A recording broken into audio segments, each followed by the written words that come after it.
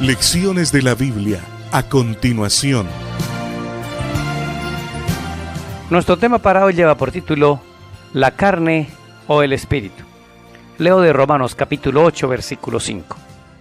Porque los que son de la carne piensan en las cosas de la carne, pero los que son del espíritu en las cosas del espíritu. El tema de hoy también podría titularse La carne versus el espíritu. En otras palabras, la pelea que hay entre la carne y el espíritu.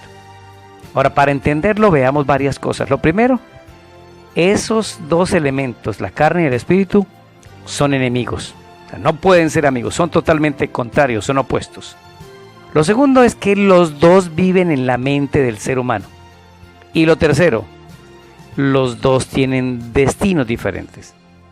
La carne significa nuestra inclinación a pecar y nuestro gusto por pecar son nuestras debilidades. Es lo que en lenguaje antiguo se llamaba la concupiscencia, o en otras palabras, el imán que tenemos adentro y que hace que el pecado sea atractivo. El fin de la carne es la muerte eterna. ¿Y qué es el espíritu? La palabra del espíritu hace referencia al área que quedó dentro de nosotros. Es un espacio que Dios se reservó para que dentro del ser humano exista esa vocecita que lo llame para servir a Dios, que haga que sienta temor de hacer cierto mal, ese espacio donde Dios puede trabajar para que lo podamos amar, para que podamos entregarnos a Él y Él pueda trabajar en nosotros. Como en ese espacio trabaja el Espíritu Santo, por eso se llama la parte espiritual o el Espíritu.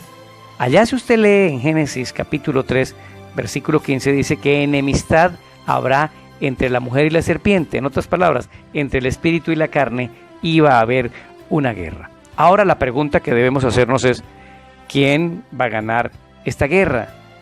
Pues como dice el versículo número 6, el ocuparse de la carne es muerte, pero el ocuparse del espíritu es vida y paz. La batalla final y la victoria va a depender en qué estamos nosotros ocupados. ¿Qué es ocuparse de la carne? Es alimentar a través de nuestros sentidos todo aquello que atrae nuestras debilidades, todo aquello que nos rebaja la moral. Y esto pueden ser los amigos que tenemos, las lecturas que tenemos, la música que hoy escuchamos. Mucha de la música que hoy se escucha en muchos países, la juventud, tiene que ver con el rebajamiento de las normas de la moral, llevar al sexo a un extremo que Dios jamás planificó, y lo que hace es que un pueblo sea cada vez más bajo en su moral, peor en su comportamiento. Pero ocuparse del espíritu es alimentar el área espiritual, es permitirle al Espíritu Santo que a través de un ejercicio como cantar himnos, como leer la Biblia, como orar, como servir a los demás, le permita a Él hacer ese trabajo en el corazón. La pregunta es, ¿y usted en qué está ocupado? ¿Qué tanta música que pervierte los sentidos y rebaja la moral escuchas? ¿A qué le dedicas más tiempo? ¿Cómo son las cosas que tienes en tu corazón? ¿Cuáles son tus prioridades? Si en tu vida las prioridades son las cosas de la carne, yo creo que hay que dar un giro si queremos servir al Señor. Pero si queremos fundirnos en el mal y en la desgracia, ocúpese en las cosas de la carne.